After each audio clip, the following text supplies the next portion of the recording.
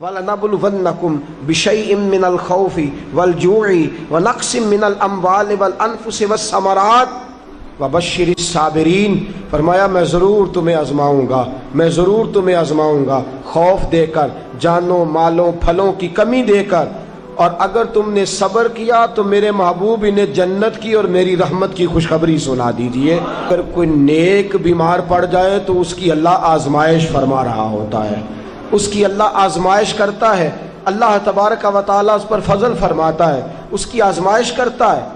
پھر ان مصیبتوں پر جو شخص صبر کرے، رب فرماتا ہے اگر میری رضا پہ راضی ہو گیا تو ان اللہ مع الصابرین، باقی نیکیوں پر میں ثواب دیتا ہوں، اور جو کوئی صبر کرتا ہے رب فرماتا ہے میں اس کا بن جایا کرتا ہوں، صبر کرنے والوں کے ساتھ ہو جاتا ہوں۔ اور جب اللہ آزمائش ڈالتا ہے نا تو جو کام سیدھے ہوتے ہیں وہ بھی الٹے ہونے شروع ہو جاتے ہیں۔ جب خدا کی طرف سے وَلَنَبْلُوَنَّكُمْ بِشَيْءٍ مِّنَ الْخَوْفِ وَالْجُوعِ وَنَقْصٍ مِّنَ الْأَمْوَالِ وَالْأَنفُسِ وَالثَّمَرَاتِ، جب اللہ کی طرف سے آزمائش آتی ہے، جب انسان پر اللہ کی طرف سے کوئی چیز نازل ہوتی ہے، آپ سونے کو ہاتھ رکھتے ہیں تو مٹی ہو جاتی ہے، آپ کسی طرف بھی، بہت سے دوست آ کے کہتے ہیں جی قدم آگے اٹھاتا ہوں جاتا پیچھے ہے، کیا کروں؟ تو میں اکثر عرض کرتا ہوں کہ تھوڑے دن قدم اٹھانا ہی چھوڑ دیں۔ کیا کریں؟ بیٹھ کے اللہ اللہ کریں، صبر کریں، دعا کریں۔ کچھ وقت انسان پر ایسا ہوتا ہے، تلک الایام نداولها بین الناس، جو اللہ نے انسان کے دن بدل کے رکھنے ہوتے ہیں، کچھ وقت ایسا ہو، پھر ایک وقت آتا ہے کہ وہی انسان مٹی میں ہاتھ رکھتا ہے تو اللہ اسے سونا بنا دیتا ہے۔ رب آزمائش کرتا ہے، رب آزماتا ہے۔ جو لوگ مصیبتوں پر صبر کرتے ہیں، جو لوگ مصیبتوں پر صبر کرتے ہیں، سید عالم نور مجسم شفیع معظم صلی اللہ تعالی علیہ وسلم نے فرمایا، رب فرماتا ہے ایک بندہ اللہ کی بارگاہ میں کھڑا ہوا، قیامت کا دن ہے، فرشتے نامہ اعمال کھولنے لگے۔ اللہ نے فرمایا فرشتوں تمہیں پتہ ہے میں نے اسے دنیا میں بڑے دکھ دیے تھے، اس پر بڑی آزمائشیں آئی تھیں، اس نے زندگی بڑی تکلیف میں گزاری تھی، تمہیں خبر ہے؟ یا اللہ ہم جانتے ہیں، بڑا صابر ہے، بڑا صابر ہے، اس نے صبر کے ساتھ وقت گزارا، صبر کے ساتھ اپنے اوقات کو طے کیا۔ رب فرماتا ہے جو اتنا صبر کرے میں اس کا نامہ اعمال ٹٹولوں، اس کا نامہ اعمال کھولتے ہوئے مجھے شرم آ رہی ہے، سارا کچھ لپیٹ دو اور بغیر حساب کتاب اسے جنت میں داخل کر دو۔ یہ صبر کرنے والا ہے، یہ صبر کرنے والا ہے۔ بڑی خوبصورت حدیث، بڑی، بخاری شریف میں موجود ہے۔ بخاری شریف کی یہ حدیث ایسی ہے جسے میں جب بھی پڑھتا ہوں میں چوم لیتا ہوں۔ حدیث کیا ہے؟ رسول کریم صلی اللہ تعالی علیہ وسلم نے فرمایا، رب فرماتا ہے ایک بندہ ہے، اس کو میں نے آنکھیں نہیں دی، اس کو میں نے آنکھیں نہیں دی، اندھا ہے، پیدائشی اندھا ہے یا بعد میں کسی وجہ سے ہو گیا، اس کے پاس آنکھیں نہیں، لیکن اس نے زندگی بھر صبر کیا، اس نے زندگی بھر صبر کیا۔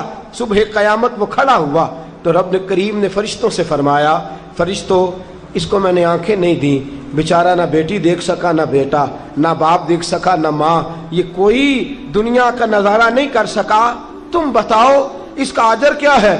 فرشتے کہتے ہیں مولا جنت کا اعلیٰ درجہ دے دے، اللہ اسے بے حساب بخش دے۔ تو رب فرماتے اس نے ساری زندگی بغیر آنکھوں کے صبر کیا ہے، اسے صرف جنت نہیں ملے گی بلکہ آج اسے اس کا رب اپنا دیدار بھی کرائے گا۔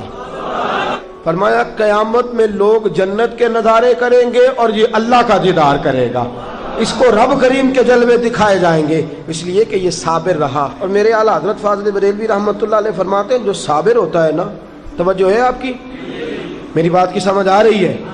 اعلیٰ حضرت فرماتے ہیں بڑا قیمتی جملہ، فرماتے ہیں جو صابر ہوتا ہے وہ سکون میں ہوتا ہے۔ شیخ سعدی رحمۃ اللہ تعالی علیہ کے پاس ایک شخص آیا، کہنے لگا حضرت جی دیکھیں نا میرے پاس اتنے بھی پیسے نہیں کہ میں جوتے لے سکوں۔ فرمایا صبر کر اللہ دے گا۔ کہنے لگا جی صبر ہی کیا ساری عمر، اس نے جوتے لینے کے برابر بھی پیسے نہیں دیے، ننگے پاؤں پھر رہا ہوں۔ شیخ سعدی رحمۃ اللہ تعالی علیہ نے اس کا بازو تھاما، ایک گھر میں لے گئے، دروازے پہ دستک دی، گھر کا مالک باہر آیا، اس نے دونوں طرف بیساکھیاں پکڑی ہوئی ہیں، ٹانگیں تو ہیں پر پیر ہی کوئی نہیں۔ فرمانے لگے بتا یہ اچھا ہے کہ تو؟ کہنے لگا جی میں آپ سے بھی معافی مانگتا ہوں، اپنے رب سے بھی معافی مانگتا ہوں۔ نبی پاک صلی اللہ تعالی علیہ وسلم نے فرمایا خدا اگر تجھے مصیبت دیتا ہے نا، اور ان مصیبتوں پر جب اللہ تجھے قیامت میں اجر دے گا تو تیرا دل چاہے گا کاش سکون ہوتا ہی نہ، آزمائشیں ہی آزمائشیں ہوتی، تو وہ اجر دیکھے گا۔ وہ کسی دانشور نے کہا تھا کہ میرا باپ انتقال کر گیا، 6 مہینے گزرے تو میرا 18 سال کا بیٹا بھی انتقال کر گیا۔ کہنے لگے میں نے اپنے 80 سال کے باپ کا جنازہ اٹھایا تو میری کمر نہیں جھکی، لیکن جب 18 سال کے بیٹے کا جنازہ اٹھانے لگا تو میری کمر جھک گئی، اور رو کے کہنے لگا لوگوں باپ کا جنازہ پڑھنا آسان ہے، دعا کرو کسی کو بیٹے کا جنازہ نہ پڑھنا پڑ جائے، بڑا مشکل کام ہے، بڑا کٹھن مرحلہ ہے۔ حضرت ابو ہریرہ رضی اللہ تعالیٰ عنہ فرماتے ہیں اللہ کے محبوب صلی اللہ تعالیٰ علیہ وآلہ وسلم کے صاحبزادے جناب ابراہیم علیہ السلام فرماتے ہیں حضور کے صاحبزادے آپ رات کو جب ان کی ولادت ہوئی تو نبی کریم علیہ السلام ہمارے درمیان آئے۔ جاگیے ذرا غور فرمائیے گا بات پہ۔ سید عالم صلی اللہ علیہ وسلم تشریف لائے اور ہم نے حضور کے چہرے کو چمکتے دیکھا۔ ہم نے کہا یا رسول اللہ موڈ مبارک بڑا اچھا ہے، حضور کوئی خیر کی خبر ہے؟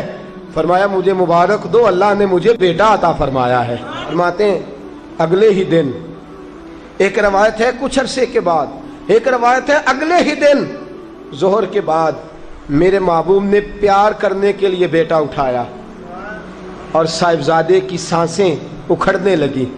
رسول پاک کے صاحبزادے نبی پاک کے مقدس ہاتھوں میں سانسیں اکھڑ رہی ہیں، حضور کے دستے مبارک میں صاحبزادے نے وصال کر دیا۔ آنکھیں بند کی تو نبی کریم کی مقدس آنکھوں میں آنسو آئے۔ رات خوشی تھی، رات حضور مبارکیں وصول کر رہے تھے، رات مسکرا رہے تھے، ایک ہی تو رات گزری ہے، 24 ہی تو گھنٹے ہوئے ہیں، آنکھوں میں آنسو بھر آئے ہیں۔ حضرت عبداللہ ابن عمر رضی اللہ تعالیٰ عنہ عرض کرتے ہیں یا رسول اللہ آپ رو رہے ہیں؟ حضور صاحبزادے کا انتقال ہوا تو رو رہے ہیں؟ نبی رحمت صلی اللہ تعالی علیہ وسلم نے فرمایا عبداللہ دل میرا غمزدہ ہے، آنکھوں میں آنسو ہیں، پر میں اپنی زبان سے وہی جملے کہوں گا جس سے میرا اللہ راضی ہوگا، میں کوئی بے صبری والی بات نہیں کروں گا۔ اور یاد رکھیے مصیبتیں اللہ کے پیاروں پر آتی ہیں۔ 500 سال فرعون نے دعویٰ خدائی کیا ہے معاذ اللہ، 300 سال فرعون کا حال یہ تھا کہ ننگے پاؤں کانٹوں پہ چلتا تھا اور اس کے پیر میں کانٹا بھی نہیں چبھتا تھا۔